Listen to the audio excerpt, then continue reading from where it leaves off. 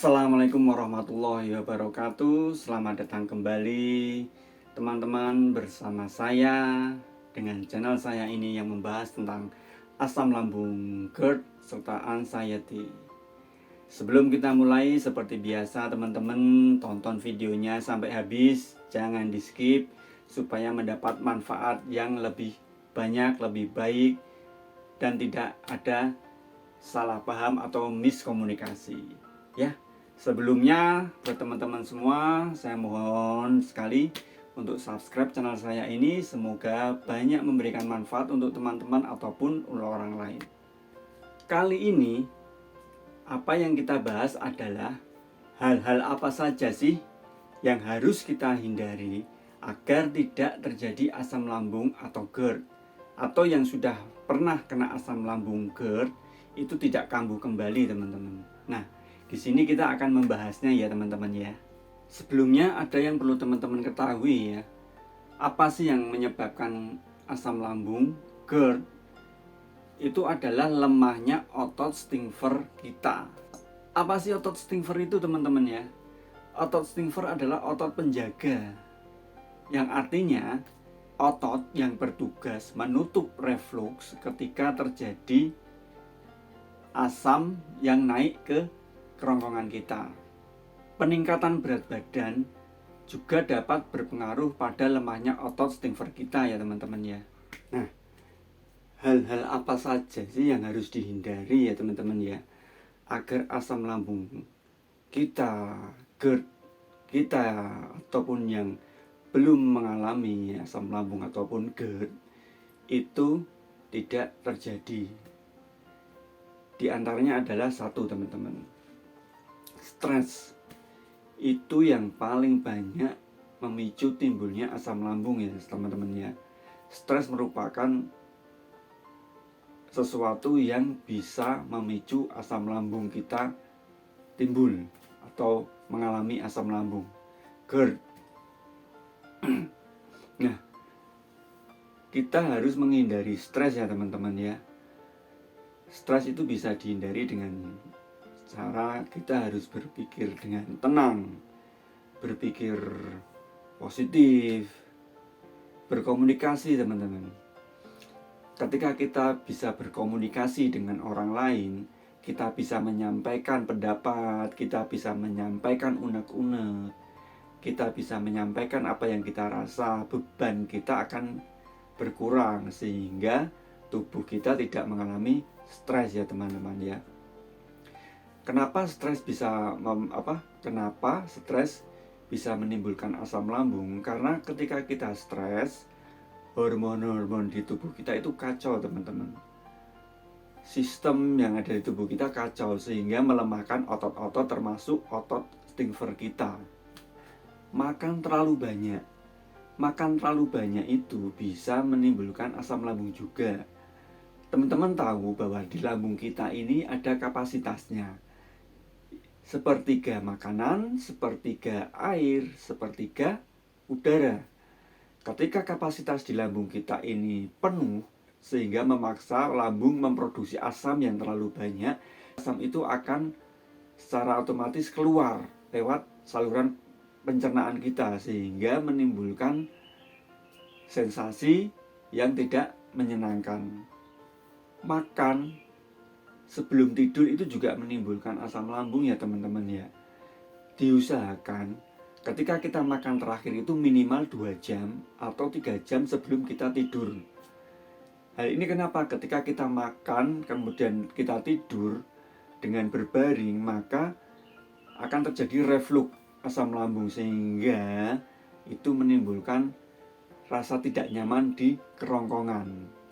Kemudian apalagi nih teman-teman yang bisa menimbulkan asam lambung, hal yang harus kita hindari yaitu merokok, minum alkohol, gaya hidup yang tidak sehat ya teman-teman ya. Kenapa itu bisa menimbulkan asam lambung ya?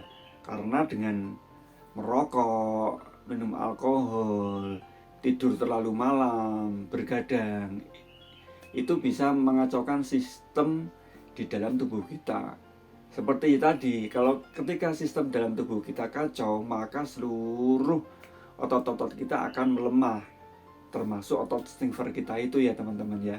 Dengan penerapan pola hidup yang sehat, pola pikir yang baik, serta pola makan yang baik pula, kita akan terbebas dari asam lambung, GERD ataupun anxiety ya. Kenapa? Karena dengan 3 pola itu kita bisa menjaga sistem di tubuh kita baik, imun di tubuh kita juga baik. Nah, dulu ketika saya sakit asam lambung itu saya sering mengkonsumsi air putih ya teman-teman ya. Sering banyak minum, terutama minum air hangat. Ketika bangun tidur saya minum air hangat minimal 1 gelas. Kemudian beraktivitas seperti biasa, olahraga, jalan-jalan. Itu akan sangat mengurangi sensasi-sensasi yang timbul ya teman-teman. Karena ketika asam lambung itu kambuh, asam lambung itu timbul, sensasinya itu sangat tidak menyenangkan ya. Ada banyak sensasi yang datang nantinya. Untuk anxiety sendiri ya teman-teman ya, apa sih yang harus kita hindari? Anxiety itu sebenarnya ketakutan yang berlebihan. Yang kita hindari adalah kecemasan berlebihan, kekhawatiran yang berlebihan, berpikir negatif, berpikir terlalu jauh tentang apa yang akan terjadi padahal itu tidak terjadi teman-teman. Ketika kita melakukan hal-hal itu, maka yang timbul adalah anxiety. Anxiety kita timbul, kita tidak bisa kemana-mana, tidak bisa menjadi orang yang lebih baik, sikap kita tertutup, maka asam lambung kita ataupun GERD kita akan tambah parah malahan. Karena sistem dalam tubuh kita sudah lemah, kita ditambah dengan pikiran-pikiran yang membuat semakin lemah sistem tubuh kita ya teman-teman ya. Kita harus berani membuka diri. Ya salah satunya tadi berpikir positif, berkomunikasi dengan orang lain. Maka anxiety kita lama-kelamaan pasti akan hilang. Anxiety itu harus kita paksa untuk hilang dengan cara kita harus memberanikan diri keluar ya teman-teman ya. Kita harus berani membuka diri untuk bisa keluar. Keluar mungkin susah ataupun butuh proses, tapi percayalah teman-teman, ketika teman-teman sudah mempunyai tekad, teman-teman sudah membulatkan tekad untuk berani, maka insya Allah teman-teman ya, anxiety teman-teman akan sembuh. Dulu ketika saya anxiety memang sama sih ya teman-teman ya. Dulu ketika saya anxiety, saya takut untuk keluar rumah. Saya takut di keramaian. Saya mau ke masjid juga takut. Saya sedang di traffic light takut. Pokoknya takut. Mau kemana-mana takut. Cuman saya berpikir saya tidak bisa begini terus-menerus ya teman-teman. Karena memang saya harus bekerja, saya harus mencari nafkah buat anak istri. Kalau saya begini terus, maka roda ekonomi di keluarga saya juga akan kacau. Itu salah satu penyebab juga, salah satu penyemangat juga saya harus sembuh dari anxiety saya. Yaitu saya beranikan diri untuk keluar rumah, jalan-jalan, berkomunikasi dengan tetangga, berkomunikasi dengan teman-teman kita, mencoba membuka diri kita agar diri kita tidak tertutup. Lama-kelamaan anxiety saya berangsur-angsur sembuh. Ketika perjalanan saya juga tidak lupa ya, kalau saya orang Islam, saya pasti akan berzikir. Saya ketika perjalanan selalu berzikir.